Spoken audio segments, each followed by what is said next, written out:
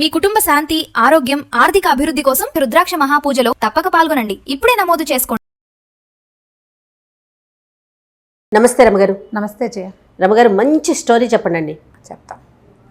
ఖలీఫా కథలు కొన్ని రకాలు చెప్తున్నాం కదా, ఖలీఫాదే ఇంకో కథ చెప్తాం. ఓకే. హారూన్ అల్ రషీద్ ఖలీఫాగా ఉన్న రోజుల్లో ఆయనకి తను చాలా దానపరుణని, తనకెంతో తరగని సంపద ఉందని ఆయన నమ్మకం. సాధారణంగా ఏంటంటే కొన్ని జాతుల్లో తమ సంపదలో 10వ వంతు దానం చేయాలనేది ఒక నియమం.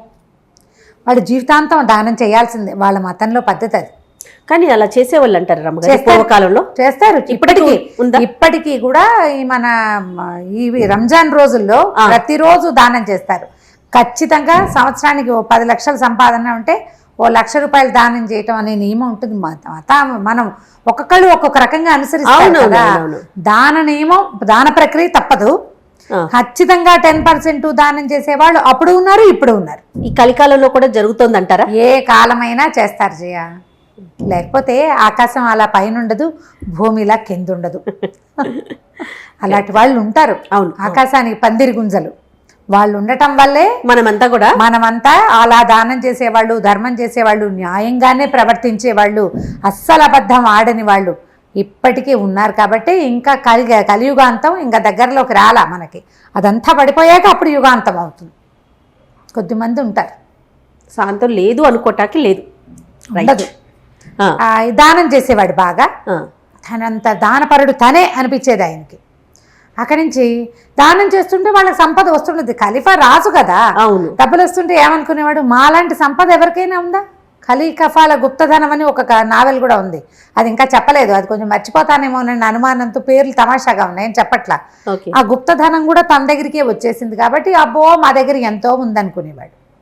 దానం చేసేవాడికి నేను బాగా చేస్తాను అనే ఫీలింగ్ ఉండకూడదు, అది తప్పు. ఓకే, దానం ఎంత కరెక్టో నా అంత దానపరుడు లేడనే భావన తప్పు. కర్ణుడి కథల్లో చెప్తారు, కుడి చేతితో చేస్తే ఎడం చేతికి తెలియకూడదు. ఎడం చేతి వైపు ఉన్నప్పుడు ఎవరైనా అడిగితే కుడి చెయ్యి మారే లోపల బుద్ధి మారిపోతుందని ఎడం చేతితోనే దానం చేసేవాట. అలాంటి కథలు కూడా ఉన్నాయి. ఇలా గొప్పలు చెప్పుకునేవాడు. చెప్పుకుంటుంటే జఫర్ అని ఈయన దగ్గర ఉన్న మంత్రి, మనం ఇదివరకటి కథలో విన్నాం జఫర్ పేరు. ఆ జఫర్ అంటే ఆయన పక్కనే ఉండేవాడు, అంగరక్షకుడు అనమాట.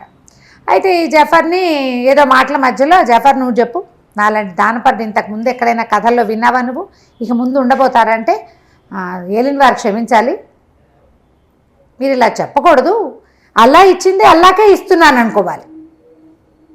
ఒకటి, మన సంపదను ఒక సంపద కాదు, మా దానం ఒక దానం కాదు.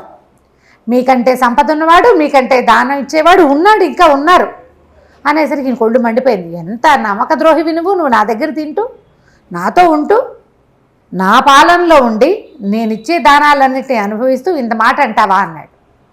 మాట అంటానికి ఏముంది ప్రభు, మీరు నిజం అడిగారో చెప్పారు. బస్రా నగరంలో ఒక కుర్రాడు ఉన్నాడు, వాడి పేరు అబూ అల్ కాసిం. వాడి పేరు కాసిం అని పిలుస్తారు, అబూ అని కూడా అంటారు. వా అబ్బాయి ఎంత దానపరుడు అంటే, వాడి దగ్గర ఎంత తరగని సంపద ఉందంటే, వాడు రోజు పుంఖాలుగా దానం చేసేస్తూ ఉంటాడు. ఏదో నాకు కలిగింది ఇచ్చానని దీనంగా మొహం పెడతాడు. రేపటికి మళ్ళీ దానానికి డబ్బు ఉంటుంది వాడి దగ్గర.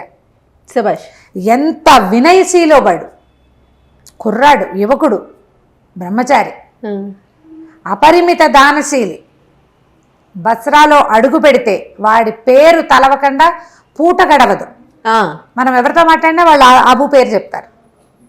బస్రాలో వాడి చేతి దానం తీసుకొని ప్రాణి లేదంటే నమ్మాల్సిందే, మీరు లేరు ఎవరు అనేసరికి గొళ్ళు మండిపోయింది. జఫర్ని బంధించండి అని వీడి సంగతి చెప్తారు రేపు పొద్దున అన్నాడు. ఆయన కోపం వచ్చేసింది అనమాట. జఫర్ని బంధించేశారు. ఈయన రైరేమని పరిగెత్తుకుంటూ వెళ్ళిపోయాడు. ఇంత విసుగులు ఆయన ఏం చేశాడు, తన మందిరానికి వెళ్ళకుండా జనానాకి వెళ్ళాడు. అక్కడ ఈయన భార్య జుబేదా, రాణి జుబేదా ఆవిడ. ఈయన రివరివలాడుతూ వచ్చింది, మొహం ఎర్రగా అయిపోయింది. ఆయన కోపం వచ్చేసింది. తను అవమానింపబడ్డాడు. తను ఎదురుకుండా, రాజు ఎదురుకుండా భగవంతుడిని తప్ప ఇంకోళ్ళని కీర్తించకూడదు. ఎవడో మనిషి కీర్తించబడ్డాడు. ఆయన మొహం ఎర్రగా కందిపోయింది. ధుమధుమలాడుకుంటూ వచ్చాడు. పైగా ఆయనకి ఏం బాధగా ఉంది, ఎప్పటి నుంచో తనకి నమ్మకస్తుడైన జఫరు తనకి నమ్మక ద్రోహం చేశాడు.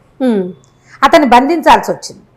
ఆ కోపంతో ఆయన చాలా ధోరణిగా వచ్చాడు. వచ్చేసరికి ఈవిడేమనుకో, ఓహో ఈయన ఏదో మంచి కోపం మీద ఉన్నాడని ఆయనకి గులాబీల షర్బత్ ఇచ్చి చల్లబడతారనమాట. ఎండాకాలం పడుకోండి, ఇది రూ అఫ్జా లాంటిది, మొగలి పువ్వులు అవి ఉండే పరిమళ ఉండే ఒక మంచి తాజా షర్బత్ ఒకటి ఇచ్చి ఆయనకి కాళ్ళ కింద నీళ్ళ గిన్నె ఒకటి పెట్టించి కాళ్ళు చల్లబడేలాగా చేసి కోపం తగ్గాక ఏమిటి సంగతి అని కనుక్కో చెప్పాడు. జఫర్ ఎంత నమ్మక ద్రోహి తెలుసా, నా ముందు వాడు ఎవరినో పొగిడాడు అన్నాడు. అనేసరికి ఆవిడంది, లేకుండా ఎందుకు పొగుడతాడండి, ఉన్నాడేమో అసలు కనుక్కోండి.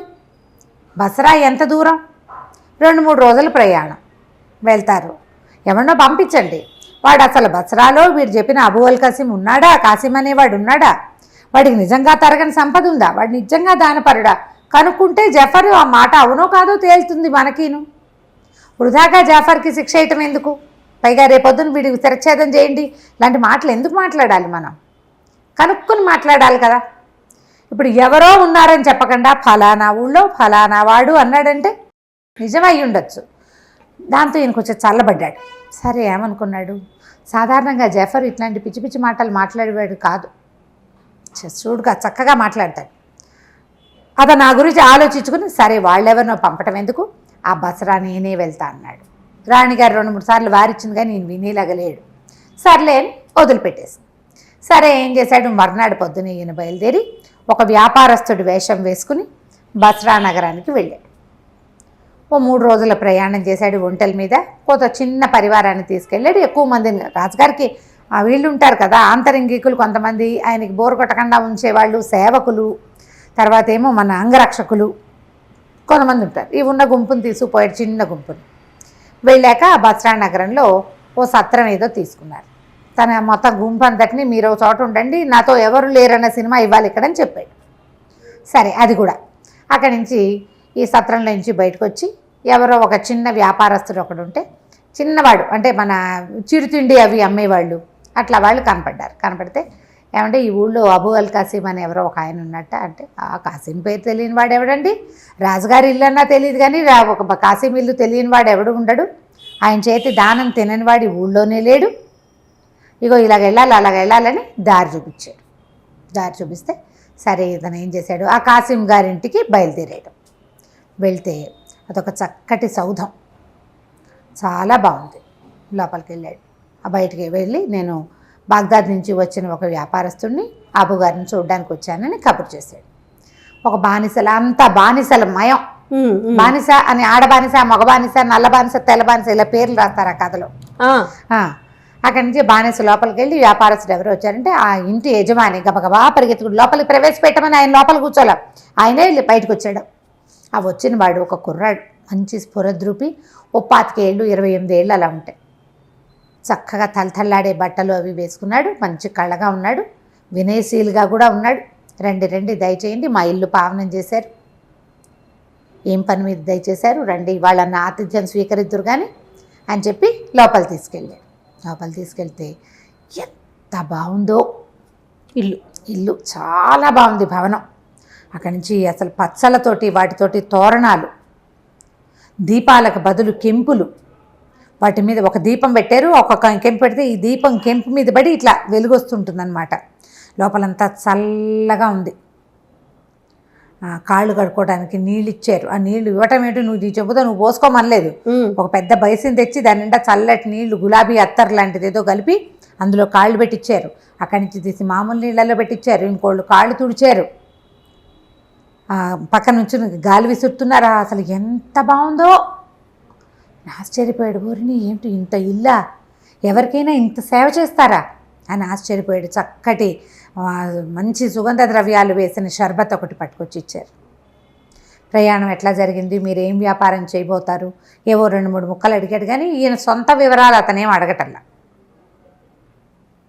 ఊరంతా చూసారా, బసరా నగరం బాగుంటుంది, ముత్యాలు అవి చాలా బాగా మేలి ముత్యాలు దొరుకుతాయి మా ఊళ్ళో, ఇలా సాధారణ మాటలు మాట్లాడాడు. మాట్లాడాక ఏం చేశాడంటే ఈయనకి తినడానికి ఏవో ఎన్ని రకాలవో పళ్ళ ముక్కలు, నేనైతే నా అతిథులు ఎవరికి నేను ఇంత చేయట్లేదు అనిపించేసింది దీనికి ఖలీఫాకి. 3-4 రకాల పానీయాలు పట్టుకొచ్చారు. మొదట సేద తీర్చడానికి ఒకటి ఇచ్చారు. అక్కడి నుంచి ద్రాక్షతో ఖర్జూరాలతో చేసిన రకరకాల డ్రింకులు తెచ్చారు. అన్నిటికీ పేర్లు చెప్పారు, మీకు ఏది కావాలంటే అది తీసుకోండి, కావాలంటే అన్నీ కూడా రుచి చూడొచ్చు, ఇవేవి ఒకటికొకటి విరుద్ధం కాదు. అక్కడి నుంచి తర్వాత ఏమో పళ్ళు పట్టుకొచ్చారు, తినుబండారాలు పట్టుకొచ్చారు. అసలు ఒక తెచ్చిన మనిషి తెచ్చింది తేకుండా తెచ్చేస్తున్నారు మనుషులు. మళ్ళీ గొడవగా హడావిడిగా ఏమిటో గుంపుగా లేరు. ఒక సుశిక్షితులైన సైనికుల్లాగా ఒక 6 వస్తారు, 6 పదార్థాలు పుచ్చుకుని.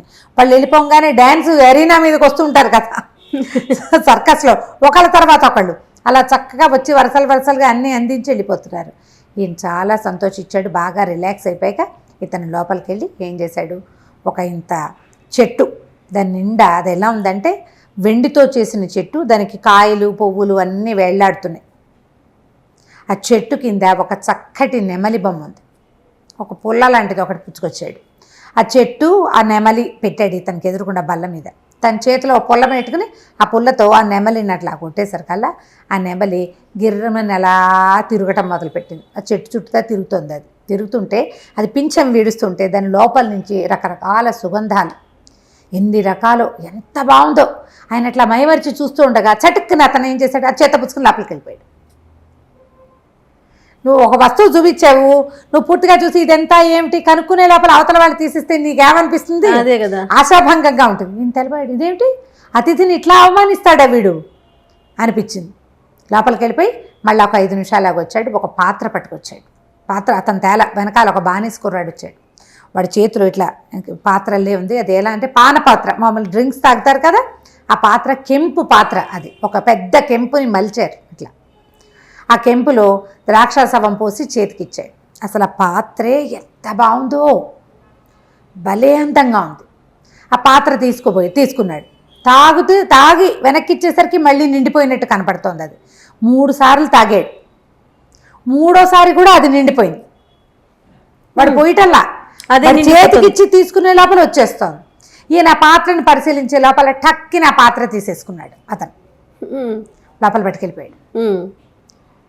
ఈయన మళ్ళీ ఇదేంటి నన్ను అసలు చూడనీడే వీడు పూర్తిగా కొళ్ళు మండిపోయింది. 3వసారి ఈయన చప్పట్లు కొడుతూ లోపలికి వచ్చాడు. అతను వెనకాల ఒక అమ్మాయి వచ్చింది. ఎంత బాగుందో చెప్పరానంత సౌందర్యవతి, ఒళ్ళంతా వజ్రాలే, ఆభరణాలు, వస్త్రాలు లేవు, వజ్రాల ఆభరణాలే వస్త్రాలుగా ఉన్నాయి. అక్కడి నుంచి ఒక చిన్న సితార్ లాంటిది ఒకటి పట్టుకొచ్చింది, మ్యాండలీను బట్లాగా.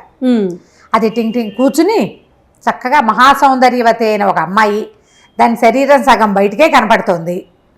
మ్యూజిక్ వాయించడం మొదలుపెట్టింది. అది పాట పాడుతుంటే ఈయన మైమరిచిపోయాడు. ఆ వాయిద్యం ఎంత బాగుందో, పాట ఎంత బాగుందో. ఆ పాట పూర్తయ్యాక అమ్మాయి దగ్గరికి వెళ్ళి ముట్టుకుందాం అనుకున్నాడు ఈయన. పాట పూర్తయ్యే లోపలే ఈయన చప్పట్లు కొట్టాడు. పిల్ల లేచి వెళ్ళిపోయాడు. మండిపోయింది ఈయనకి. వీడి ఆతిథ్యం మండినట్టే ఉంది. ఏది పూర్తిగా చూడనివ్వడు. ఇన్ని తాగేటిచ్చారు, ఇన్ని తిన్నిచ్చారు, బాగా నచ్చిన వస్తువును ముట్టుకొని ఇవ్వాలి కదా. ముట్టుకొని వెళ్ళి సరే నేను వెళ్ళొస్తానని బయలుదేరాడు. ఆ పెద్ద జఫర్కి చెప్తా, వీడి ఆతిథ్యం ఏడిసినట్టుంది, ఏవో ఇచ్చానంటున్నాడు, ఏమిచ్చాడో వీడు నాకు తెలీదు అని దుమ్ములాడుకుంటూ ఒళ్ళు మండిపోయింది లోపల. పైకి మాత్రం అనలా. ఏం చెప్పాడంటే, నేను వెళ్ళొస్తాను, మీ ఆతిథ్యం చాలా పరమాద్భుతంగా ఉంది, నేను ఇలాంటి చోటకి వచ్చినందుకు చాలా సంతోషిస్తున్నాను, ఇలాంటి అభినందన వాక్యాలు 3-4 చెప్పి సత్రానికి బయలుదేరాడు. లోపలంతా రుంజుకుంటూనే ఉన్నాడు. వీడి ఆతిథ్యం బాగానే ఉంది, కానీ అది ఫుల్ఫిల్డ్గా లేదే, పూర్తి చేయలే. మొదట ఒక నెమలి చూసాం, ఆ నెమలి ఎంత బాగుంది, దాన్ని ముట్టుకునే లోపలే తీసేసుకున్నాడు. ఆ కెంపు పాత్రని పరిశీలించే లోపలే తీసేసుకున్నాడు. ఆ పిల్లకి దగ్గరికి వెళ్ళి దాన్ని ముట్టుకునే దాని సౌందర్యాన్ని చవి చూసే లోపలే వెళ్ళిపోయింది అది లోపలికి. ఈ సత్రం దగ్గరికి వెళ్ళేసరికల్లా ఒక 1 డజన్ మంది బానిసలు నిలబడి ఉన్నారు అక్కడ, అమ్మాయిలు. అక్కడి నుంచి ఓ 10 మంది సైనికుల్లాగా ఉన్న బానిసలు నిలబడి ఉన్నారు. వాళ్ళ చేతుల్లో 3 బాక్సులు, 2 బాక్సులు. అక్కడి నుంచి మేలు ముసుగు వేసుకున్న ఒక మనిషి కనపడ్డారు. దగ్గరికి వెళ్ళేసరికల్లా బానిసలందరూ నమస్కారం చేశారు.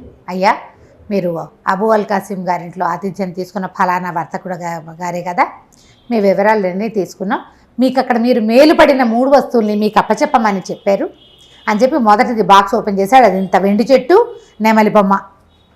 2వ బాక్సులో కెంపు పానపాత్ర.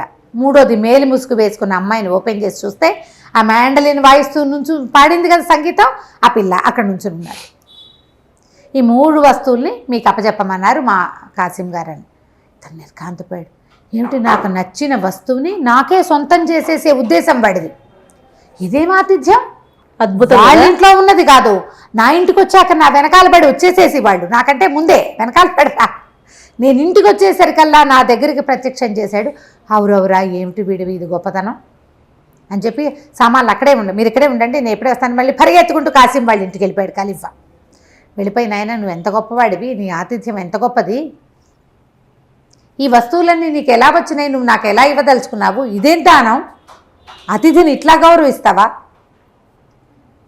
పైగా ఇవాళ నువ్వు ఇచ్చిన ఈ వస్తువులు నీ దగ్గర రేపు కూడా ఉంటాయా, ఇవాళ ఇచ్చేసావు, మళ్ళీ ఈ వస్తువు నీకు ఎలా వస్తుంది అపురూపమైనది అంటే అదంతా ఒక విచిత్రమైన గాథ అంటే అన్నాడు. అయితే ఖలీఫా అన్నాడు, నేను నీ విచిత్ర గాథ తెలుసుకోవాలి, నువ్వు ఇంత దానం ఎలా చేయగలుగుతున్నావు,